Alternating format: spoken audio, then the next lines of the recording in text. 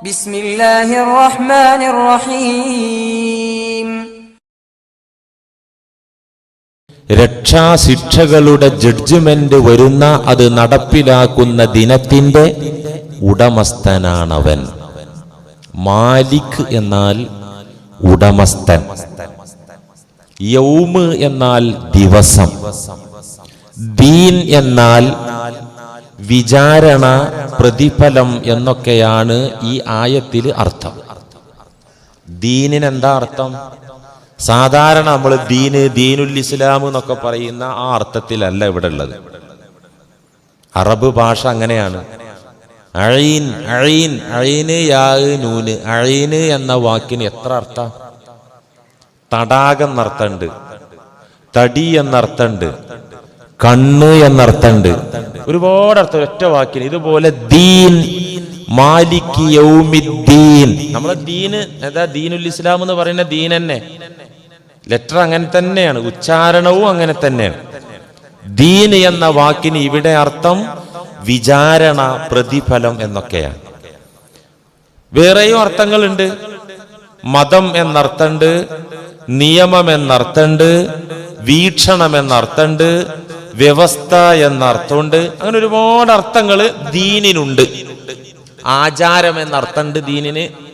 അങ്ങനെ ഒരുപാട് അർത്ഥങ്ങളുണ്ട്. ഇവിടെ നമ്മുടെ ആയത്തില് വിചാരണ നാളിന്റെ, പ്രതിഫല നാളിന്റെ ഉടമസ്ഥൻ ആയവൻ ആണവൻ. അവൻ ഉടമസ്ഥനാകുന്നു. ഇവിടെ ഒരു സംശയം. വിചാരണ നാളിന്റെ ഉടമസ്ഥൻ എന്ന് പ്രത്യേകം പറയേണ്ട കാര്യം എന്താ? ദുന്യാവിന്റെ ഉടമസ്ഥനും അല്ലാഹ് തന്നെയല്ലേ? ആണല്ലോ. പിന്നെന്തിനാണ് വിചാരണ നാളിന്റെ ഉടമസ്ഥന് സ്പെഷ്യലായി പറയാൻ കാരണം?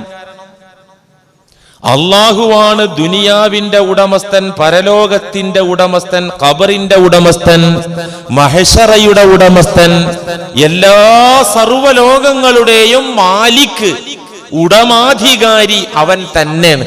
പിന്നെന്തേ ഇത് മാത്രം സ്പെഷ്യൽ ഉടമസ്ഥൻ എന്ന് പറഞ്ഞത്? എല്ലാത്തിന്റെയും ഉടമസ്ഥനായിരിക്കെ വിചാരണ നാളിന്റെ ഉടമക്കാരൻ എന്ന് പ്രത്യേകം പറഞ്ഞതിന്റെ കാര്യം എന്താ? ചിന്തിക്കേണ്ട വിഷയല്ലേ?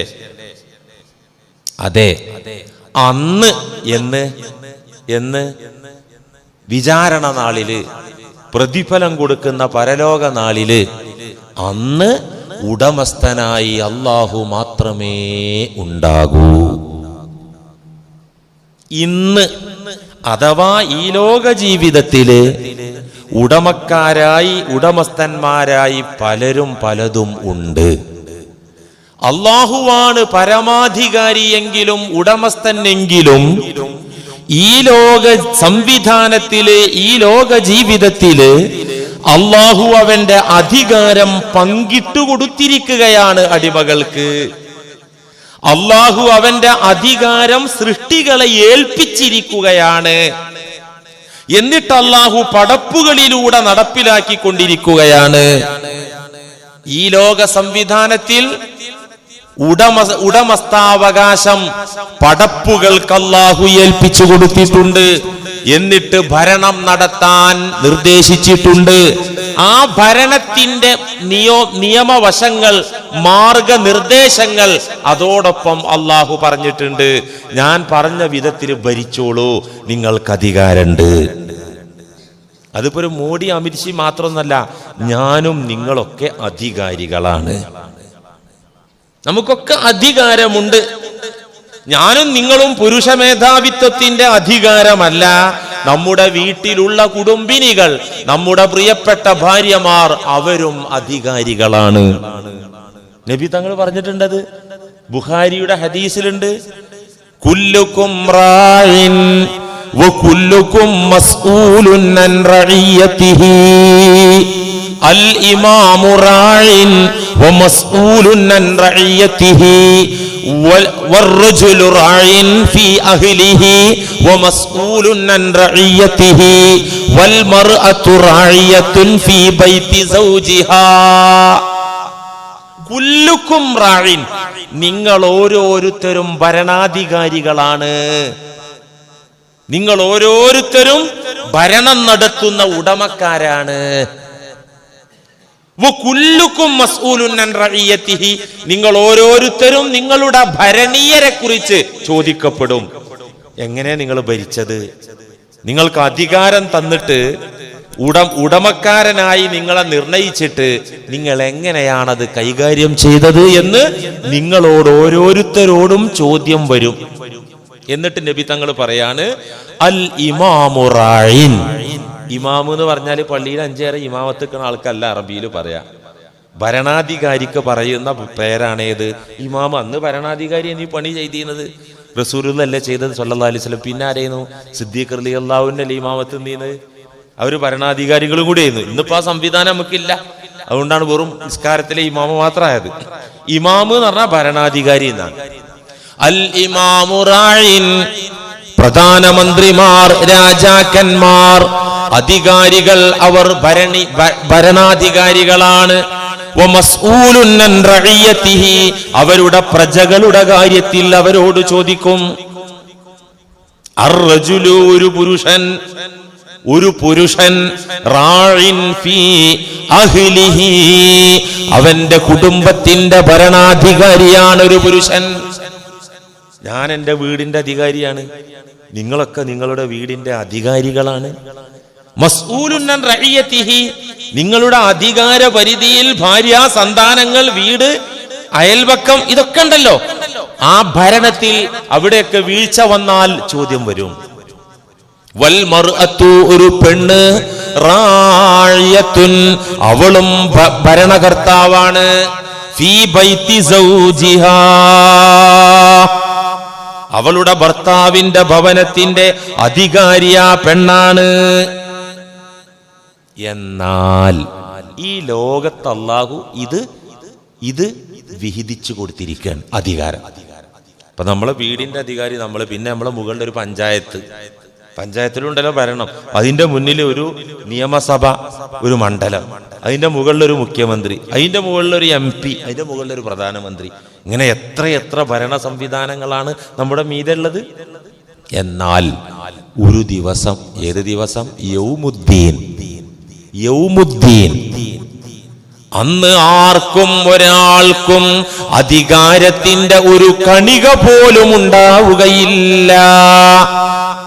ഭൂമിയിൽ കണ്ട ചക്രവർത്തിമാർ, പ്രധാനമന്ത്രിമാർ, പ്രസിഡന്റുമാർ, എന്തിനധികം ഒരു വീടിന്റെ നാഥൻ പോലും ആ അധികാരത്തിൽ നിന്ന് ഭ്രഷ്ടനാക്കപ്പെടും. ഒരാൾക്കും, എനിക്ക് എന്റെ മക്കളുടെ കാര്യത്തിൽ അധികാരമില്ലാത്ത ദിവസം, എന്റെ പ്രിയപ്പെട്ട ഭാര്യയുടെ കാര്യത്തിൽ അധികാരമില്ലാത്ത ദിവസം, അധികാരത്തിന്റെ ഒരു കണികയും ആർക്കും തന്നെ ഇല്ലാത്ത ദിവസം, അന്ന് ഈ ലോക ഭരണത്തിലെ നീതിക്കും നന്മക്കും പ്രതിഫലം കൊടുക്കുന്ന ദിവസം, അനീതിക്കും അഴിമതിക്കും ശിക്ഷ കൊടുക്കുന്ന ദിവസം. തുടർന്ന് അങ്ങോട്ട് കാലാകാലവും അള്ളാഹുവിന്റെ മാത്രം അധികാരകാലമാണ്. കാരണം യൗമുദ്ദീൻ അവസാനിക്കില്ല. അത് അനശ്വരമായി അനന്തമായി കിടക്കുകയാണ്. ആലോചിച്ചാൽ വട്ടം കറങ്ങും തല. അറ്റല്ലാത്തൊരു കാലം ഇങ്ങനെ പോയി പിന്നെ അവസാനിക്കൂല അങ്ങനെ ഭ്രാന്ത് പിടിക്കും. നമ്മളെ ബുദ്ധിക്കത് ഉൾക്കൊള്ളാൻ പറ്റൂല. നമ്മൾ ഈ സൃഷ്ടി ലോകത്താണ്. ഇതിനപ്പുറത്ത് സൃഷ്ടാവിന്റെ ഓരോ സംവിധാനങ്ങളും നമുക്ക് നമ്മുടെ ഈ മസ്തിഷ്കം കൊണ്ട് എല്ലാം കണ്ടെത്താൻ പറ്റൂല. അങ്ങനെയാണ് അള്ളാഹു വെച്ചിട്ടുള്ളത്. ഏതായാലും അനശ്വര യുഗമാണ്, അനശ്വര കാലമാണ് യൗമുദ്ദീൻ. ഇതിന് യൗമ് എന്ന് പറഞ്ഞ എന്തിനാ?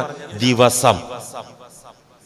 നമുക്ക് തിരിയുന്നൊരു ഭാഷയിലൂടെയല്ലേ, തിരിയുന്ന ഒരു സാധനത്തിലൂടെയാണ് തിരിയാത്ത സാധനം പറഞ്ഞു തരാ അല്ലേ? ഹുർദുൽ എന്ന് പറഞ്ഞൊരു സാധനം ഉണ്ട്. ഹുർദുൽ അറിയോ? ഹുർദുൽ എന്ന് പറഞ്ഞൊരു സാധനം ഉണ്ട് പറഞ്ഞു. ഹുർദുലോ? എന്താ അത്? തേങ്ങ പോലെ ഇരിക്കും എന്ന് പറഞ്ഞാല് അപ്പൊ ഹുർദുല് തിരിഞ്ഞ്. കാരണം ഹുർദുല് നമുക്കറിയില്ല, തേങ്ങ നമുക്ക് പരിചയമുണ്ട്. അപ്പൊ നമുക്ക് ഹുർദുൽ അറിഞ്ഞു. ഹുർദുൽ അറിയോ? അത് മർദുൽ പോലെയാണ് പറഞ്ഞാല് എന്താ മനസ്സിലാവും? ഒന്നും മനസ്സിലാവില്ല. യൗമുദ്ദീൻ, ആ ദിവസം നമുക്ക് ദിവസത്തെ പരിചയമുണ്ട് ഈ ലോക ജീവിതത്തില്. വാസ്തവത്തിൽ ഈ ലോകത്തെ ഒരു ദിവസമായി യൗമുദ്ദീനിനെ കാണാൻ പാടില്ല. ഇവിടെ ഒരു ദിവസം നമുക്ക് അനുഭവപ്പെടുന്നത് എങ്ങനെയാണ്? ഒരു ദിവസം അനുഭവപ്പെടുന്നത്? ഭൂമിയുടെയും സൂര്യന്റെയും ചലനവും കറക്കവും നിമിത്തം നമുക്ക് ഓരോ ദിവസങ്ങൾ അനുഭവപ്പെടുന്നു, ആഴ്ചകൾ അനുഭവപ്പെടുന്നു, മാസങ്ങളും കൊല്ലങ്ങളൊക്കെ നമുക്ക് അനുഭവപ്പെടുന്നു. എന്തുകൊണ്ട്? സൂര്യന്റെയും ഭൂമിയുടെയും ചലനത്തിന്റെ അടിസ്ഥാനത്തിൽ. അവിടെ ഭൂമിയില്ല, സൂര്യനുമില്ല, ചലനവുമില്ല. എവിടെ? യൗമുദ്ദീൻ, വിചാരണ നാളില്. അതൊക്കെ തകരുന്നോടെ, അതിൻ്റെയൊക്കെ തകർച്ചയോടെയല്ലേ ആ ദിനത്തിന്റെ തുടക്കം? ഭൂമി ഇவ்விധത്തിലില്ല.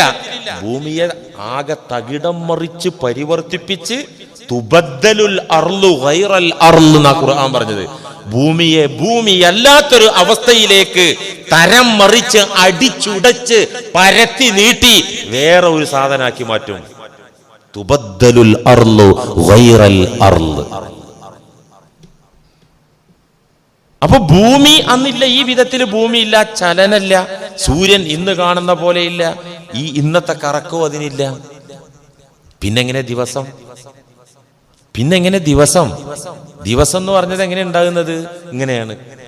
സൂര്യൻ ഇങ്ങനെ ഉദിച്ചു വന്ന് പിറ്റേ ദിവസം ഉദിക്കുമ്പോൾ ഒരു ദിവസം. നമ്മളെ കലണ്ടർ മാറുന്നത് ഏതാണ്? അത് ഇംഗ്ലീഷുകാരെ കലണ്ടർ പ്രകാരം രാത്രി 12 മണിക്കാണ്. അർദ്ധരാത്രിയെ വെട്ടിപ്പൊളിച്ചിട്ടാണ് നമ്മൾ ഡേറ്റ് ഇട്ടത്, അല്ലേ? ഇന്നത്തെ ഡേറ്റ് എപ്പോഴാണ് മാറുക? ഒരു നിലക്കും അടിസ്ഥാനമില്ല സത്യം. ഒന്നുകിൽ സുബൈക്ക് മാറണം, അല്ലെങ്കിൽ മഗ്‌രിബിന് മാറണം. ഇസ്ലാമിക കലണ്ടർ പ്രകാരം എപ്പോഴാണ് മാറണേ? ഇസ്ലാമിക ദിവസം തുടങ്ങുന്നത് ദീനിന്റെ കാഴ്ചപ്പാടില് ഒരു ദിവസത്തിന്റെ സ്റ്റാർട്ടിങ് എപ്പോഴാ? സുബൈക്കോ മഗ്‌രിബിനാണ്. അങ്ങനെയാണ്. മഗ്‌രിബിനാ അല്ലെങ്കിൽ സുബൈക്കാക്കിയാലും കുഴപ്പമില്ല. ഈ അർദ്ധരാത്രി വെട്ടിപ്പൊളിക്കുന്ന പരിപാടി അവിടെ ഭാഗിക്കുന്ന സംഗതി എന്താ? അപ്പൊ ഈ ദിവസം എന്ന് പറയുന്ന ഈ സംഗതി ഉണ്ടാകുന്നത് ഇതിന്റെ ചലനത്തിലൂടെ ഉണ്ടാകുന്നത്. ഈ ചലനമൊക്കെ നിശ്ചലായി പോവാണ്. എന്നാ അവിടെ ദിവസമല്ലേ? എപ്പോഴും ഒരേ അവസ്ഥയിലാണോ? അല്ല, അവിടെ ദിവസമുണ്ട്. അവിടെ രാവുണ്ട്, പരലോകത്ത് പകലുണ്ട്. അതൊക്കെ ഹദീസിൽ പുണ്യനബി വിവരിച്ചു തന്നിട്ടുണ്ട്. ആ രാപ്പകലുകളുടെ അവസ്ഥ എങ്ങനെ? അല്ലാഹു അഅലം. അത്രേ പറ്റുള്ളൂ. ഇത് ചിലതൊക്കെ അള്ളാഹു ഖുർആനിലൂടെ പറഞ്ഞു തന്നു. ആ പറഞ്ഞു തന്നത് തന്നെ ഉപമയാണ് പലതും. ഞാൻ മുമ്പൊരിക്കൽ സൂചിപ്പിച്ചിട്ടുണ്ട്. ഉപമയാണ്, ആലങ്കാരികമായി നമ്മളെ മനസ്സിലാക്കാൻ ശ്രമിച്ചതാണ്. അതങ്ങനെ ഒരിക്കലും മനസ്സിലാക്കാനും പറ്റൂല പല ഭാഗത്തും. ഏതായാലും യൗമുദ്ദീൻ, വിചാരണ നാൾ, വിചാരണ ദിവസം, അതിന്റെ ദൈർഘ്യം, അതിന്റെ നീളം അത് നമ്മൾ പറഞ്ഞതാണ്. ഫീ യൗമിൻ കാന മിഖ്ദാറുഹു 50 അൽഫ സന. യൗമുദ്ദീന്റെ ദൈർഘ്യം, നീളം. കാന മിഖ്ദാറുഹു, അതിന്റെ കണക്ക്. ദുനിയാവിൽ ജീവിക്കുന്ന ആളുകൾക്ക് ഈ ഭൂമിയിലെ അനുഭവം വെച്ച് കണക്കാക്കിയാൽ 50 അൽഫ സന, 50,000 വർഷത്തിന്റെ ദൈർഘ്യമാണ്. അപ്പൊ യൗമുദ്ദീൻ എത്ര? 50,000 കൊല്ലത്തിന്റെ നീളം, അത്രയും കാലം. അപ്പൊ 50,000 കൊല്ലം കഴിഞ്ഞാൽ എൻഡായോ? അവസാനിച്ചോ? ഇല്ല, അത് ഒരു ദിവസത്തിന്റെ നീളാണ്, ദൈർഘ്യം. അങ്ങനത്തെ കുറെ ദിവസങ്ങൾ. അല്ലാതെ 50,000 വർഷം ഉള്ള ഒരു ദിവസമാണ് പരലോകം. ആ 50,000 കൊല്ലം കഴിഞ്ഞാൽ അവിടെ അവസാനിച്ചു എന്നുള്ള അർത്ഥത്തിലല്ല. ഒരു ദിവസത്തിന്റെ ഫീ യൗമിൻ കാന മിഖ്ദാറുഹു 50 അൽഫ സന, പരലോക ദിനത്തിന്റെ കണക്കാണ് ദുനിയാവിലെ ദിവസങ്ങളുമായി തുലനം ചെയ്ത് കണക്കാക്കുമ്പോൾ 50,000 കൊല്ലത്തിന്റെ നീളം. അങ്ങനത്തെ നിരവധി ദിവസങ്ങൾ എന്ന് വെച്ചാൽ അനന്തമാണ്, അനശ്വരമാണ്, അവസാനിക്കുകയില്ല. ഇങ്ങനൊരു ദിവസം തന്നെ കൂട്ടരെ, ഈ ലോകത്ത് തന്നെ ഏതൊക്കെ ടൈപ്പ് ദിവസമുണ്ട്? എല്ലാ ദിവസവും ഒരുപോലെയാണോ നമുക്ക്? ചില സമയത്ത് രാത്രി കൂടും, പകല് കുറയും. നീ ഭൂമിയുടെ വേറെ ചില ഭാഗങ്ങളിലേക്ക് പോയി കഴിഞ്ഞാൽ പകൽ ഇച്ചിരി, രാത്രി ഒത്തിരി. അതിന്റെ നേരെ ഓപ്പോസിറ്റ് ഉണ്ട്. ചില ഭാഗങ്ങളിൽ 3 മാസം പകല് 3 മാസം രാത്രി. വേറെ ചില ഭാഗങ്ങളില് ഒരു വർഷം എന്ന് പറഞ്ഞാൽ 2 ദിവസം, ഒരു കൊല്ലം എന്ന് പറഞ്ഞാല് 2 ദിവസം. അങ്ങനെ ഉണ്ട് ഈ ഭൂമിയിൽ ചില ഭാഗം. അതെവിടെ? ഉത്തര ദക്ഷിണ ധ്രുവങ്ങളില് 6 മാസം പകലും 6 മാസം രാത്രിയാണ്. അവിടെ മനുഷ്യർക്ക് താമസിക്കാൻ പറ്റില്ല. പക്ഷെ സയന്റിസ്റ്റുമാരൊക്കെ ഇന്നത്തെ സംവിധാനങ്ങളും സുരക്ഷാ കവചങ്ങളൊക്കെ ഒരുക്കി ദക്ഷിണ ഉത്തര ധ്രുവങ്ങളിൽ ചെന്ന് നിന്നാൽ ഭൂമധ്യരേഖയുടെ ഏതാണ്ട് 12 ഡിഗ്രി സൂര്യൻ കണ്ട് തെറ്റിയാൽ 6 മാസം ഭൂമധ്യരേഖയുടെ ഇപ്പുറത്തുണ്ടാവും, അവരെ വശത്തുണ്ടാവും. അത് ഈ ഗോളശാസ്ത്രം ഞങ്ങൾ പള്ളി ദർസിലൊക്കെ പഠിച്ചിരുന്ന കാലത്ത് അത് കൃത്യമായിട്ട് പറഞ്ഞുതരും. ഗ്ലോബൊക്കെ കൊണ്ടുവന്നിട്ട് ഓരോരുത്തരുടെയും ചക്രവാളം അവൻ നിൽക്കുന്ന 90 ഡിഗ്രിയിൽ വരക്കുന്ന ഒരു വൃത്താണ് അവന്റെ ചക്രവാളം. ഇപ്പൊ നമ്മൾ ഇവിടെ നിന്നാല്, ഭൂമിയുടെ ഇവിടെ നിന്നാൽ നേരെ അതിന്റെ മധ്യത്തിൽ വരക്കുന്ന വൃത്താണ് അവരെ ചക്രവാളം. അതിന്റെ മീതെ സൂര്യൻ വന്നാൽ പകലായി, അതിന്റെ താഴേക്ക് പോയ രാത്രി. ഇങ്ങനെയാണ്. അപ്പൊ ദക്ഷിണ ഉത്തര ധ്രുവങ്ങളിൽ നിൽക്കുന്ന ആളുകളെ സംബന്ധിച്ചിടത്തോളം സൂര്യൻ അവർക്ക് പ്രത്യക്ഷപ്പെടുന്നത് 6 മാസമാണ്. നമുക്കങ്ങനെയല്ല. നമ്മുടെ തലയുടെ മീതെ പോകേണ്ട ഈ സാധനം ഇന്ത്യക്ക് നിൽക്കുന്നത് ഭൂമധ്യരേഖയുടെ നിശ്ചിത അകലത്തിലാണ്. ചില നാട്ടുകാരുടെ തലയ്ക്ക് മീതെ സൂര്യൻ പോവില്ല. റഷ്യ ആ ഭാഗത്തുനിന്ന് ഖിയാമത്ത് നാൾ വരെ പോവില്ല. അപ്പൊ അങ്ങനെയാണ് സൂര്യന്റെ സഞ്ചാരം അള്ളാഹു ക്രമീകരിച്ചിട്ടുള്ളത്. അപ്പൊ ആ കണക്കിന് 6 മാസം അതെന്നെ നട്ടുച്ചൊന്നും ഉണ്ടാവില്ല അവർക്ക്. നമ്മുടെ ഏതാണ്ട് ഒരു വൈകുന്നേരത്തെ അവസ്ഥയിൽ കടന്ന് ഇങ്ങനെ കറങ്ങും ചക്രവാളത്തിന്റെ ചുറ്റുപാത്തും. അതാണ് അവരെ ഇങ്ങനെ വരൂല. അപ്പൊ ഭൂമിയിലെ ഒരു ദിവസം എന്ന് പറഞ്ഞാൽ 6 മാസം ഒറ്റ ദിവസമായിട്ട് നിൽക്കുന്നുണ്ട്, 6 മാസം പകലായിട്ട് നിൽക്കുന്നുണ്ട്. ഈ ലോകത്ത് നമ്മൾ നോക്കിയാൽ ഇപ്പൊ ഭൂമിയുടെ ഒരു ദിവസം എന്ന് പറഞ്ഞാൽ 24 മണിക്കൂറാണ് അല്ലെ? ഒരു വർഷം എന്ന് പറഞ്ഞാലോ 365 ദിവസം. കൃത്യമായി പറയാം, 365 ദിവസമാണ് ഭൂമിയുടെ ഒരു വർഷം. എന്നാൽ ബുധൻ ഗ്രഹത്തിന്റെ ഒരു വർഷം ഭൂമിയുടെ 88 ദിവസം മതി. അതെങ്ങനെ? ഭൂമിയുടെ 88 ദിവസം കൊണ്ട് ഒരു വർഷത്തെ കറക്കത് കറങ്ങും. അതന്നെ നമുക്ക് 365 ദിവസം ആവുമ്പോഴല്ലേ ഒരു കൊല്ലാകുക.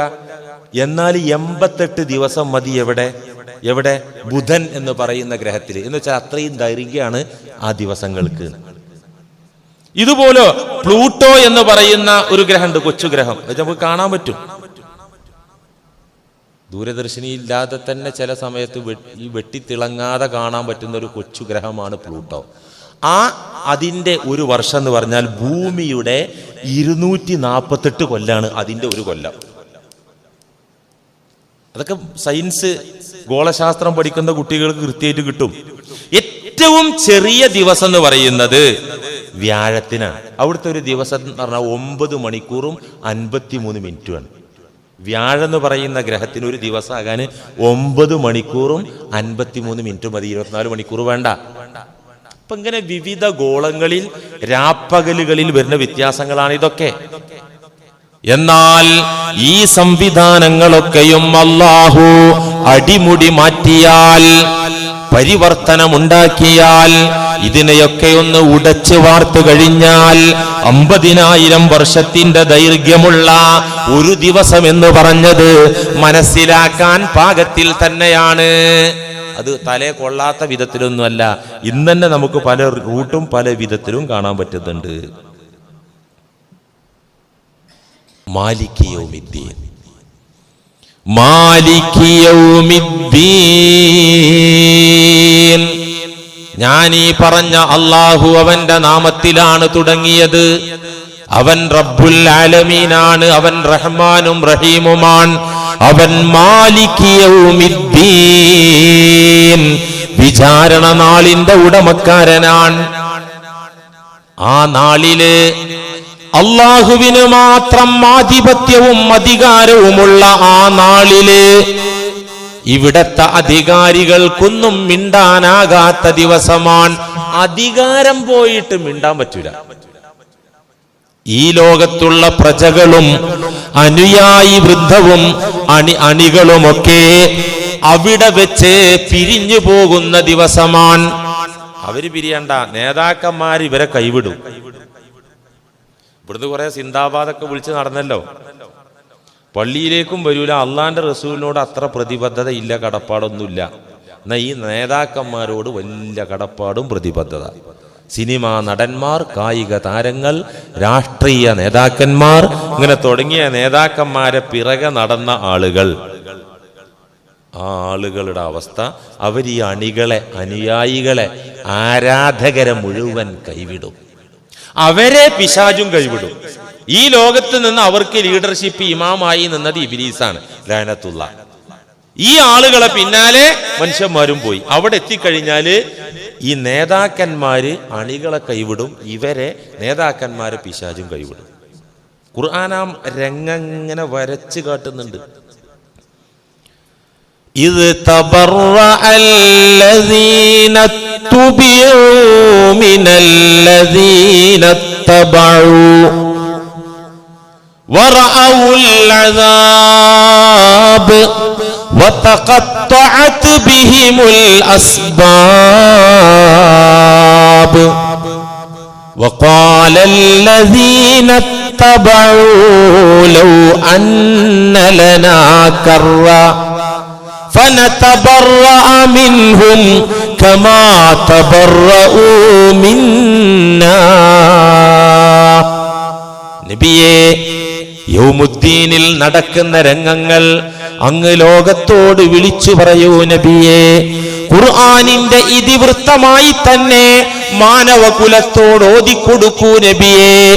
ഇത് തബറഅല്ലദീന തുബിഉ, നേതാക്കന്മാർ കൈവിടുന്ന നേരത്ത്, കൈയൊഴിക്കുന്ന നേരത്ത്,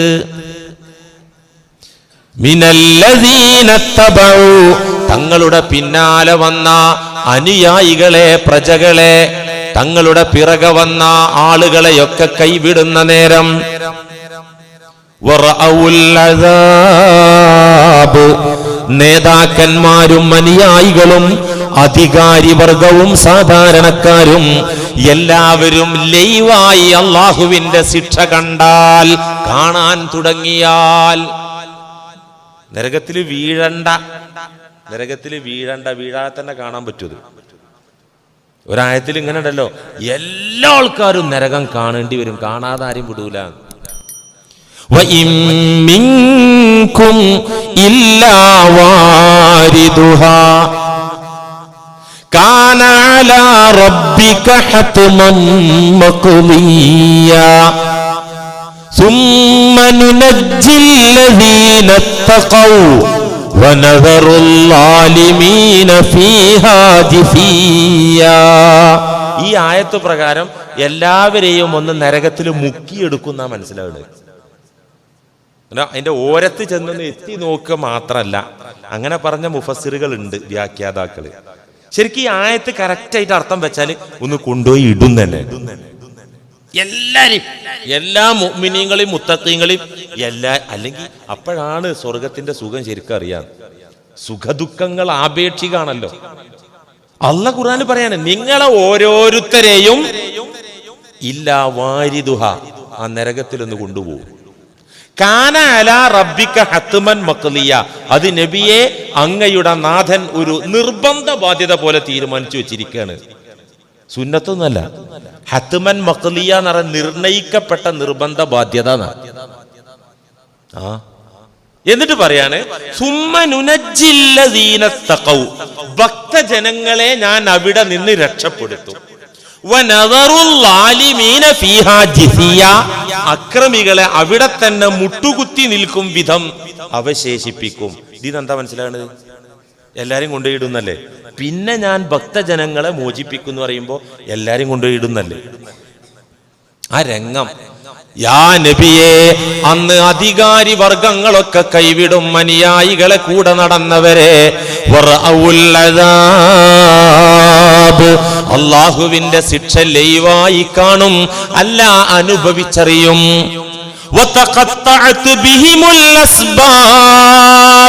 പരസ്പര ബന്ധങ്ങൾ മുറിഞ്ഞു പോകുന്ന ദിവസം, നേതാവും അനുയായിയും തമ്മിലുള്ള ബന്ധം മുറിഞ്ഞു.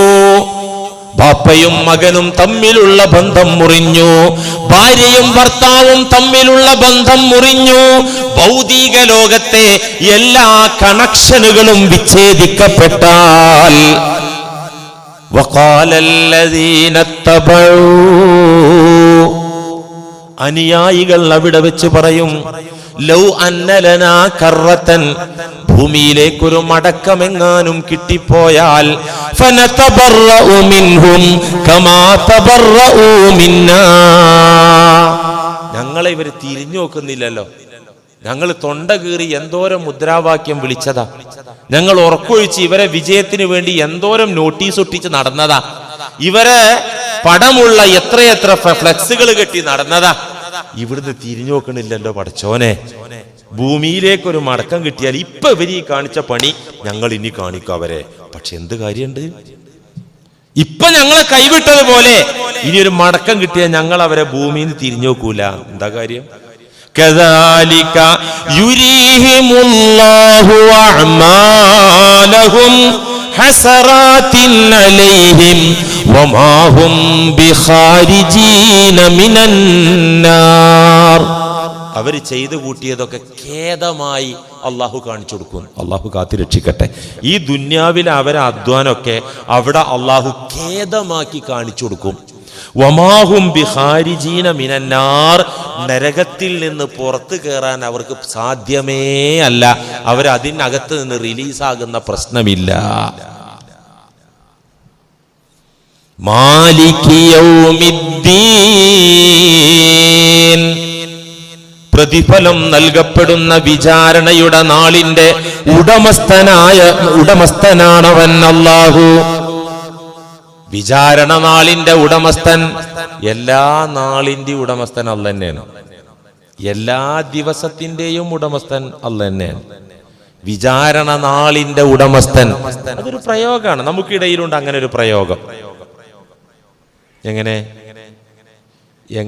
അത് അവന്റെ ദിവസമാണ്, അത് അവന്റെ സമയ, അത് അവക്കടെ സമയ. അപ്പോ ആ കുടുംബക്കാരെ സമയ, അപ്പോ അബ്ദുറഹ്മാനാജിന്റെ സമയമാണ്. ഇപ്പോ എല്ലാരും സമയം തന്നെയല്ലേ? എന്തേ അങ്ങേർക്ക് മാത്രം സമയം? നമ്മൾ സാധാരണ പറയില്ലേ, ഇത് അവന്റെ സമയ, എല്ലാരും സമയല്ലേ? എന്താണ് ആ പറഞ്ഞതിനർത്ഥം? അവൻ അവൾ താരമായി അറിയപ്പെടുന്ന ഒരു ഘട്ടത്തിന് അവന്റെ അവളുടെ സമയം എന്ന് പറയും. ഏത് വിഷയത്തിൽ താരായാലും, ഏത് വിഷയത്തിൽ താരമാണെങ്കിലും അത് അവരെ സമയം എന്ന് നമ്മൾ ചേർത്തി പറയുന്നൊരു രീതി നമ്മുടെ സംസാരത്തിലുണ്ട്. അല്ലാഹു മാത്രം താരമാകുന്ന ദിവസമാണ് യൗമുദ്ദീൻ. ഈ ഭൂമിയിൽ ഓരോരുത്തർക്കും ഓരോ ദിവസമുണ്ടായിരുന്നു. നെപ്പോളിയൻ, അതുപോലെ തന്നെ ഹിറ്റ്ലർ, സീസർ ചക്രവർത്തി, ഇങ്ങനെ ചരിത്രത്തിൽ ഓരോ ആൾക്കാർക്ക് ഓരോ സമയം ഉണ്ടായിരുന്നു. ഇന്ന് പലരുടെയും സമയമാണ്, നാളെ പലരുടെയും സമയമായിരിക്കും. മാലികി യൗമിദ്ദീൻ, അല്ലാഹു മാത്രം താരമാകുന്ന ദിവസമാണ് യൗമുദ്ദീൻ, വിചാരണയുടെ നാൾ ദിവസം. അല്ലാഹു മാത്രം, അന്ന് അവൻ മാത്രമേ ശ്രദ്ധിക്കപ്പെടുകയുള്ളൂ, അന്ന് അവൻ മാത്രമേ വിളിക്കപ്പെടുകയുള്ളൂ, അന്ന് അവൻ മാത്രമേ പരിഗണിക്കപ്പെടുകയുള്ളൂ, അന്ന് അവൻ മാത്രമേ ശ്രദ്ധിക്കപ്പെടുകയുള്ളൂ. വേറൊന്നുമില്ല. അങ്ങനെയുള്ള ഒരു ദിവസം, ആ ദിവസത്തിന്റെ ഉടമ. മറ്റുള്ളവർക്കാർക്കും തന്നെ ഒരു വാക്ക് മിണ്ടാൻ പോലും സാധിക്കില്ല. അല്ലാഹു അല്ലാത്ത ഒരാൾക്കും മിണ്ടാൻ പറ്റൂല. മിണ്ടണമെങ്കിൽ പെർമിഷൻ കിട്ടണം. യൗമുദ്ദീനായി പറയുന്നത് കേട്ടോ. നിസ്കരിക്കാൻ നിൽക്കുമ്പോ മാലികി യൗമിദ്ദീൻ, ആ ഹംക്കിനെ എങ്ങനെയൊന്ന് പാര വെക്കുക, അതല്ല ആലോചിക്കുക. യൗമുദ്ദീൻ അങ്ങോട്ട് വരണം മനസ്സിൽ. എവിടെ യൗമുദ്ദീൻ? മാലികി യൗമുദ്ദീൻ എന്നാണ് ഓതുമ്പോ ആ യൗമുദ്ദീന്റെ യജമാനൻ, ഉടമസ്ഥൻ, ആ ഒരു കൺസെപ്റ്റ് കിട്ടണം. അതിന് യൗമുദ്ദീൻ അറിയണം, മാലിക്കിനൊക്കെ അറിയണം. അന്ന് ഒരു പടപ്പിനും ഒരു വാക്ക് ഉരിയാടാനാകില്ല. അന്ന് സംസാരിക്കാൻ പോലും ആർക്കും സാധിക്കില്ല. പ്രത്യേക പെർമിഷൻ കിട്ടിയവരല്ലാതെ അന്ന് ആരും തന്നെ മിണ്ടൂല്ല. സൂറത്ത് നബഅ അമ്മയിൽ നിങ്ങൾ കേട്ടിട്ടില്ലേ? യൗമ യഖൂമുർ റൂഹു വൽ മലായികതു സഫാ. മലക്കുകളകിലവും അല്ലാഹുവിന്റെ ഭടന്മാരായ സൈന്യമായ മലക്കുകളൊക്കെയും അണിയൊപ്പിച്ച് നിന്ന് കഴിഞ്ഞാൽ വറൂഹു മനുഷ്യാത്മാക്കളും അണിയണിയായി നിരന്നു കഴിഞ്ഞാൽ. റൂഹിന് ഒരുപാട് അർത്ഥമുണ്ട്. അതിലൊരു അർത്ഥമാണ് മനുഷ്യാത്മാക്കൾ. വേറൊരു തഫ്സീർ ജിബ്രീൽ അലൈഹിസ്സലാം. അങ്ങനെ പല അർത്ഥങ്ങളും ഉണ്ട്. ഏതായാലും വളരെ കറക്റ്റായി തോന്നുന്ന, കുറച്ചുകൂടെ മനസ്സിന് ഇണങ്ങുന്ന, മനസ്സിലാകുന്ന ഒരു അർത്ഥാണ് മനുഷ്യ ആത്മാക്കളൊക്കെ വിചാരണക്ക് വേണ്ടി അള്ളാഹു ലൈനായിട്ട് നിർത്തുന്നു. യൗമ യഖൂമുർ റൂഹു വൽ മലായികതു, ആത്മാക്കളെയും മലക്കുകളെയും അവരെല്ലാവരും വന്നുകൊണ്ട് അണിയണിയായി നിന്നാൽ ലാ യതകല്ലമൂൻ, ഒരാളും മിണ്ടൂല, ആരും മിണ്ടൂല. ലാ യതകല്ലമൂൻ, ഒരാൾക്കും മിണ്ടാൻ പറ്റൂല. ഇല്ലാമൻ, ഒരു വിഭാഗത്തിനൊഴികെ, അദിന ലഹുർ റഹ്മാൻ, കരുണാമയനായ നാഥൻ അനുവാദം കൊടുത്ത ഒരു പാർട്ടിക്കൊഴികെ. വഖാല സവാബാ, അവർ സത്യം മാത്രം പറഞ്ഞവരാണ്. വഖാല സവാബാ, രണ്ട് ഡിമാൻഡ്. അള്ളാഹു അനുവാദം കൊടുത്തവർക്കൊഴികെ. അതാരാ? വഖാല സവാബ, ലാ ഇലാഹ ഇല്ലല്ലാഹ് എന്ന സത്യം സത്യമായി പറഞ്ഞ ടീം. ഖുർആൻ വ്യാഖ്യാതാക്കൾ പറഞ്ഞു നബിമാരവിടെ മിണ്ടും, അള്ളാഹു അനുവാദം കൊടുക്കും. ഔലിയാക്കള് മിണ്ടും, ശുഹദാക്കള് മിണ്ടും. അങ്ങനെ വലിയ റേഞ്ചുള്ള ആളുകൾക്ക് അള്ളാഹു സംസാരിക്കാൻ അനുവാദം കൊടുക്കുമ്പോൾ അവര് മിണ്ടും. അല്ലാതെ ലാ യതകല്ലമൂൻ, ഒരു കുട്ടിയും അവിടെ ഒരു അക്ഷരം മിണ്ടൂല. യൗമുദ്ദീൻ, മാലികി യൗമിദ്ദീൻ, വിചാരണ ദിവസത്തിന്റെ ഉടമക്കാരൻ. അതിനാ പ്രത്യേകം പറയുന്നത്? വിചാരണ ഇവിടെ നടക്കണില്ലേ? വിചാരണക്കായിട്ടൊരു ദിവസം എന്ന് പറഞ്ഞാൽ ഇവിടെ വിചാരണ ഇല്ലേ? ഇവിടെ കോടതി ഉണ്ടല്ലോ, പോലീസ് ഉണ്ടല്ലോ, കേസ് ഉണ്ടല്ലോ, ജഡ്ജ്മെന്റ് ഉണ്ടല്ലോ, ശിക്ഷാ നടപടി ഉണ്ടല്ലോ, ജയിലുണ്ടല്ലോ, തൂക്കിക്കൊല്ലലുണ്ടല്ലോ, ഒക്കെ ഉണ്ട്. പക്ഷെ കുറ്റമറ്റ സംവിധാനമല്ല, നമുക്കറിയാലോ. ഇവിടെ ശിക്ഷാ നടപടികൾക്കായി സംവിധാനങ്ങളുണ്ട്. കുറ്റവാളികളെ ശിക്ഷിക്കാൻ നിയമമുണ്ട്, അതിന് സംവിധാനങ്ങളുണ്ട്. പക്ഷേ അത് കുറ്റമറ്റതല്ല. 1000 കുറ്റവാളികൾ രക്ഷപ്പെട്ടാലും ഒരു നിരപരാധി ശിക്ഷിക്കപ്പെടരുത്. ഇതാണ് തത്വം തന്നെ. നമ്മുടെ നിയമത്തിന്റെ തത്വം തന്നെ അങ്ങനെ. 1000 കുറ്റവാളി എസ്കേപ്പ് ആയിക്കോട്ടെ, ഒരു നിരപരാധി ശിക്ഷിക്കപ്പെടരുത്. എന്ന് വെച്ചാൽ കുറ്റമറ്റ വിധം ഇവിടെ കൈകാര്യം ചെയ്യാൻ പറ്റൂല തന്നെ. കുറ്റം തെളിയിക്കപ്പെട്ട ഒരു സംശയത്തിന്റെ ചെറിയ പഴുതുണ്ടെങ്കിൽ സംശയത്തിന്റെ ആനുകൂല്യത്തിൽ ആ കുറ്റവാളി റിലീസാകും, രക്ഷപ്പെടും. ഇനി അതൊന്നുമില്ലെങ്കിൽ ചാക്കുകെട്ടിന് കണക്കിന് പൈസ കൊണ്ടുപോയി ചൊരിഞ്ഞു കൊടുത്താല് അതിന് രക്ഷപ്പെട്ടു പോരാൻ പറ്റും. ഇതൊക്കെ ഇവിടെ നടക്കണല്ലേ? ജഡ്ജിമാരെന്നെ കോപ്പി അടിച്ച ആ സ്ഥാനത്ത് വരുന്ന ഒരു ലോകം ആലോചിച്ച് നോക്കി. പത്രത്തിൽ വായിച്ചിട്ട് കുറച്ച് മുമ്പ് ജഡ്ജി ആകാനുള്ള പരീക്ഷയിൽ കോപ്പി അടിച്ചിട്ട് വലിയ ചർച്ച ചെയ്യുന്നു, വാർത്ത ചെയ്യുന്നു. അത് ഇതുപോലെ തന്നെ വിധി എന്ന് പറഞ്ഞാൽ ഇന്നൊക്കെ സത്യം പറയുകയാണെങ്കിൽ അങ്ങനെ തുറന്നു പറയാനും പ്രയാസമാണ്, എന്നാ പറയാതിരിക്കാനും പറ്റൂല. പൈസ ചെന്നാൽ അതിനനുസരിച്ച് ജഡ്ജ്മെന്റ് ഒക്കെ മാറുകയാണ്. ഇനി അതൊന്നുമല്ല, ശിക്ഷ കിട്ടുകയാണെങ്കിൽ തന്നെ ഒരു പക്ഷേ ആ വിധി വരുമ്പോഴേക്ക് ഈ ആള് മരിച്ചു പോയിട്ടുണ്ടാവും. അപ്പൊ ആ നിർഭയ കേസിലെ പെൺകുട്ടികളെ, ആ പെൺകുട്ടിയെ പിച്ചി ചീന്തി കൊന്ന നരാധമന്മാര് 3-4 ചങ്ങാതിമാര് അവര് കണ്ടപ്പോ കളിക്കണേ. സുപ്രീം കോടതിക്ക് അത് പെട്ടെന്ന് തട്ടണമെന്ന് തീരുമാനമുണ്ട്, വിധി വന്നു. സെൻട്രൽ ഗവൺമെന്റിനും ഉണ്ട്. പക്ഷെ നിയമത്തിന്റെ പഴുത് ഉപയോഗിച്ച് അവരിങ്ങനെ മാറി മാറി നടക്കുകയാണ്. ഇപ്പൊ ഇന്ന് കോടതി വേറെ ചില ഇത് പറഞ്ഞിട്ടുണ്ട്, അങ്ങനെ അവർ രക്ഷപ്പെടാൻ പറ്റൂല, എത്രയും പെട്ടെന്ന് തീരുമാനമാക്കണമെന്ന് ഗവൺമെന്റിന്റെ നിർദ്ദേശത്തിൽ കോടതി എന്തോ കാര്യം എന്ന് പറഞ്ഞിട്ടുണ്ട്. ഓരോരുത്തരെ ശിക്ഷ നടപ്പിലാക്കാന്ന്. എത്ര വർഷങ്ങളായി ആ പെൺകുട്ടിയെ പിച്ചി ചീന്തി കൊന്നിട്ട്, എന്നിട്ടിപ്പോ ഇതുവരെ വന്നിട്ടില്ല. എല്ലാ രക്ഷപ്പെടാനുള്ള പഴുതും അവരുടെ ആ പ്രതികളുടെ മുന്നിൽ അടഞ്ഞു. ഈ അടഞ്ഞിട്ടും തീരുമാനം വരുന്നില്ല അല്ലേ? കുറ്റമറ്റ സംവിധാനമല്ല ഇവിടത്തെ വിചാരണയും ശിക്ഷാ സംവിധാനവും. എന്നാൽ മാലിക് യൗമുദ്ദീൻ വിചാരണ നാളെന്ന ദിവസത്തില് അന്നത്തെ അവസ്ഥ എന്താണെന്നറിയോ?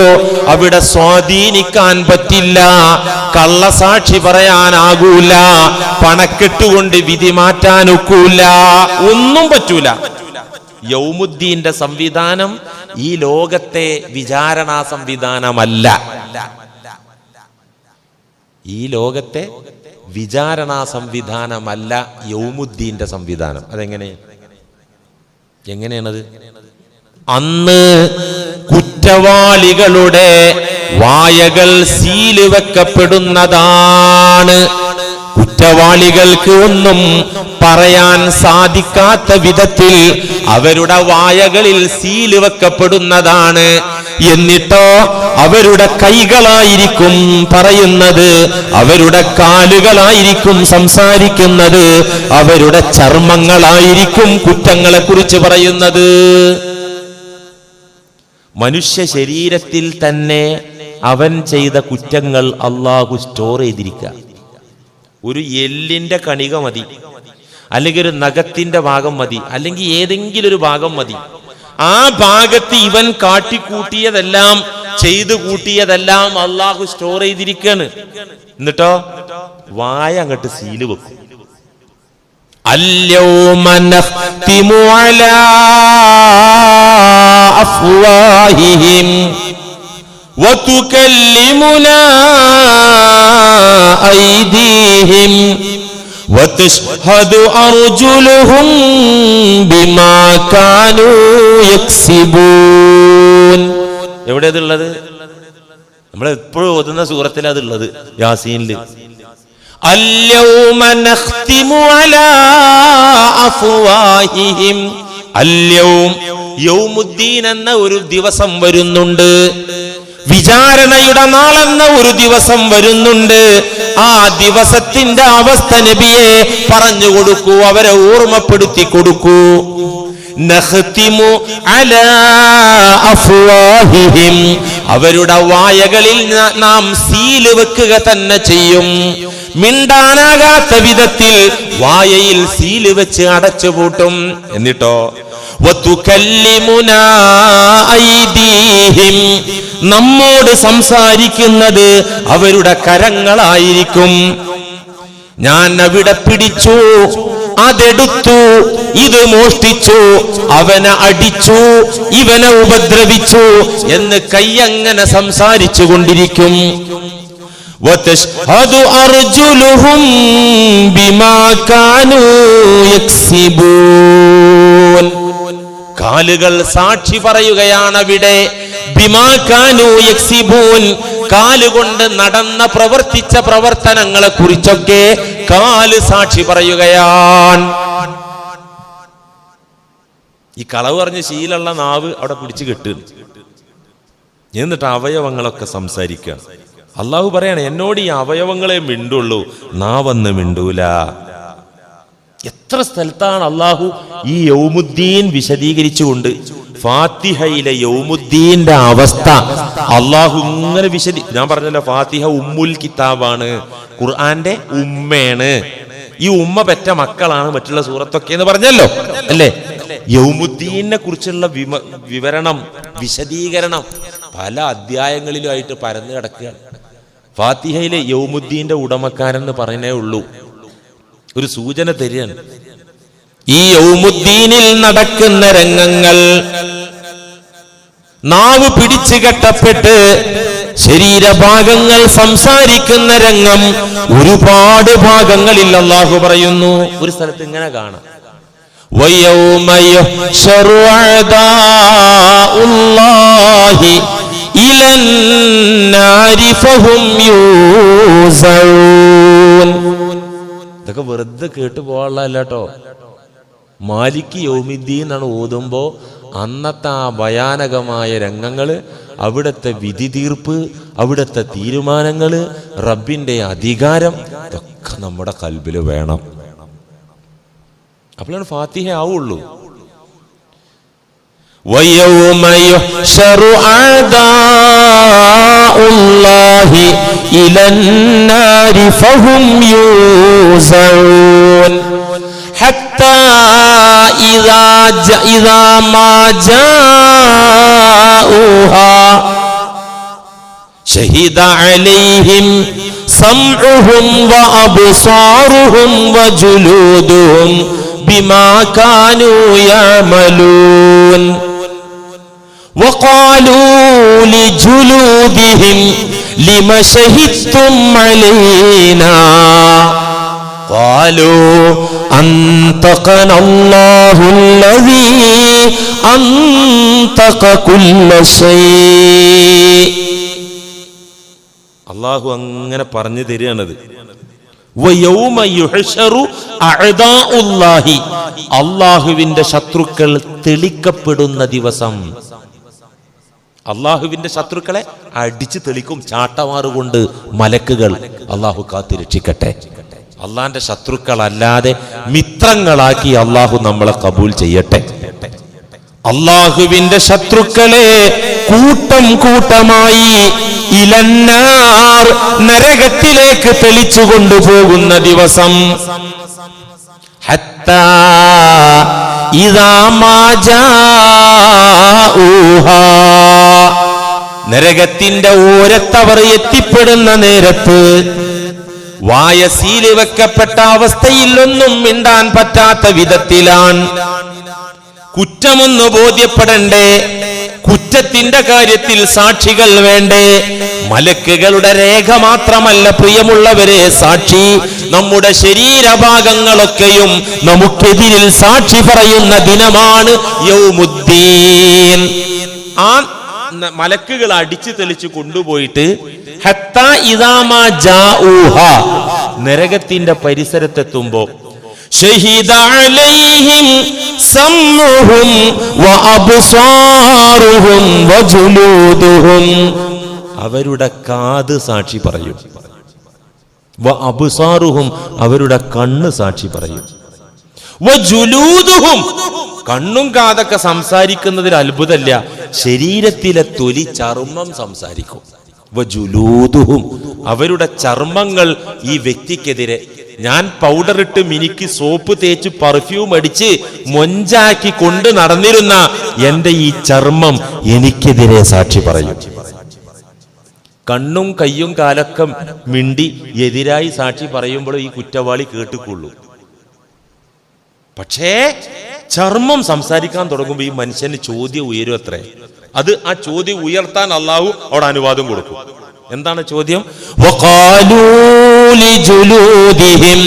സ്വന്തം ചർമ്മത്തിലേക്ക് നോക്കിക്കൊണ്ട് അവർക്കൊരു ചോദ്യമുണ്ട്. ലിമ ശഹിദ്തും അലൈനാ, ഞങ്ങൾക്കെതിരെ, എനിക്കെതിരെ എന്തിനാണ് നീ സാക്ഷി പറഞ്ഞത്? നിന്നെ ഞാൻ ഇങ്ങനെ വിചാരിച്ചിട്ടില്ലല്ലോ. എത്ര കെയർ ചെയ്താണ് ഞാൻ നിന്നെ ചുളിയാതെ, അല്ലെ, അതിന്റെ ഗ്ലാമർ നഷ്ടപ്പെടാതെ എന്തൊക്കെ നിലക്ക് ഞാൻ നിന്നെ കെയർ ചെയ്ത് കൊണ്ടുവന്ന. ലിബ ഷഹിത്തും അലീന, എന്തിനാണ് ഈ തൊലി നീ സംസാരിച്ചത് എനിക്കെതിരെ, സ്കിന്നിനോട്? അപ്പോൾ തൊലി പറയുന്ന മറുപടി അന്തഖനല്ലാഹുല്ലദീ അന്തഖ കുല്ല ശൈ. നാവ് എന്ന് പറഞ്ഞ ഒരു മാംസപിണ്ടല്ലേ കൂട്ടരെ, ഒരു ഇറച്ചി കഷ്ണം അല്ലേ? അങ്ങനെ ഓരോ ജന്തുക്കൾക്കും അവരുടേതായ സംസാരം, അതൊക്കെ മാംസവും തൊലിയൊക്കെയാണ് ഈ സംസാരം നടത്തുന്നത്. സകലമാന വസ്തുക്കൾക്കും സംസാര വൈഭവം കൊടുത്ത നാഥൻ ഇവിടെ വെച്ച് ഞങ്ങൾക്കും സംസാര വൈഭവം തന്നു, സംസാരിക്കാനുള്ള ശേഷി തന്നു. വേറെ കാരണമൊന്നും അതിനില്ല. വഹുവ ഖലഖക്കും അവ്വല മറ വ ഇലൈഹി തുർജഊൻ. അവനായിരുന്നു നിങ്ങളെ പഠിച്ച് ഭൂമിയിൽ നിയോഗിച്ചിരുന്നത്. ഇപ്പൊ നിങ്ങൾ അവന്റെ മുന്നിലേക്ക് മടങ്ങി വന്നേക്കുന്നതാണ്. ഇവിടെ വെച്ച് ഞങ്ങൾ അവൻ സംസാരിപ്പിച്ചതാണ്, ഞങ്ങളോട് ചോദിച്ചിട്ടൊന്നും കാര്യമില്ല. എന്നിട്ട് അല്ലാഹ് പറയാണ്, വമാ കുൻതും തസ്തതിറൂന അൻ യശ്ഹദ അലൈക്കും സംഉക്കും വലാ അബ്സാറുക്കും വലാ ജുലൂദുക്കും. കൂട്ടരെ, നിങ്ങൾ ഭൂമിയിൽ കുറ്റം ചെയ്തപ്പോ, നിങ്ങൾ നാട്ടിൽ ജീവിക്കുന്ന കാലത്ത് ഹറാമ് ചെയ്തപ്പോ, അള്ള പൊരുത്തപ്പെടാത്ത കാര്യം ചെയ്തപ്പോ ഈ തൊലിയെ, കണ്ണിനെ, കാതിനെ നിങ്ങൾ മറച്ച് ചെയ്തിട്ടില്ല. ഞാനൊരു കുറ്റം ചെയ്യുകയാണെങ്കിൽ എന്റെ കണ്ണും കാതും തൊലിയും കാണാതിരിക്കട്ടെ ഞാൻ വിചാരിക്കുന്നുണ്ടോ? വമാ കുന്തും തസ്തതിറൂൻ, നിങ്ങൾ ഭൂലോകത്ത് മറച്ചു വെച്ചില്ല, സ്വകാര്യമാക്കി വെച്ചില്ല. സംഇനെയും, നിങ്ങളുടെ കേൾവിയെയും കാഴ്ചയെയും തൊലിയെയും നിങ്ങൾ മാറ്റി കാണാത്ത വിധത്തിൽ നിങ്ങൾ കുറ്റം ചെയ്തില്ല. വലാകിൻ ലനൻതും അന്നല്ലാഹ ലാ യഅലമു കസീറൻ മിമ്മാ തഅമലൂൻ. എല്ലാം കൂടി ഒന്നും അല്ലാഹ് നോക്കുകയും കണക്കാക്കുകയും രേഖപ്പെടുത്തൂല്ല എന്നൊരു തെറ്റിദ്ധാരണ നിങ്ങൾക്കുണ്ടായിരുന്നു. നിസ്കരിക്കണതെന്ന് രേഖപ്പെടുത്തും, സ്വതക്ക കൊടുക്കണ രേഖപ്പെടുത്തും, മറ്റവന്റെ കുറ്റം പറ, അതൊക്കെ കണ്ട് വിട്ടുപോകും എന്ന ഒരു ധാരണ നിങ്ങൾക്കുണ്ടായിരുന്നു. അർദാക്കും, ഈ ധാരണയാണ് നിങ്ങളെ തകർത്തത് കൂട്ടരെ. അല്ലാഹ് പറയാ ഇൻഷാ അല്ലാഹ് യൗമുദ്ദീൻ കുറേ പറയാണ്ട്. ഖുർആനിൽ യൗമുദ്ദീൻ പറഞ്ഞ ഒക്കെപ്പാടെ പറയാൻ നമുക്ക് സമയം ഉണ്ടാവില്ല, കൊല്ലക്കണക്കിന് പറയേണ്ടി വരും. എന്നാലും ഫാത്തിഹയിൽ നമ്മൾക്കൊരു ഉൾക്കിടിലം വരുന്ന വിധത്തിൽ യൗമുദ്ദീൻ നമുക്ക് പറയണം. അള്ളാഹു നമുക്കത് അറിയിച്ചു തരുമാറാകട്ടെ. ആ ദിവസത്തിന്റെ ഗാംഭീര്യം മനസ്സിലാക്കിക്കൊണ്ട് അതിനുള്ള മുന്നൊരുക്കം നടത്താൻ അള്ളാഹു നമ്മെ സഹായിക്കട്ടെ. അസ്സലാമു അലൈക്കും വറഹ്മത്തുള്ളാഹി.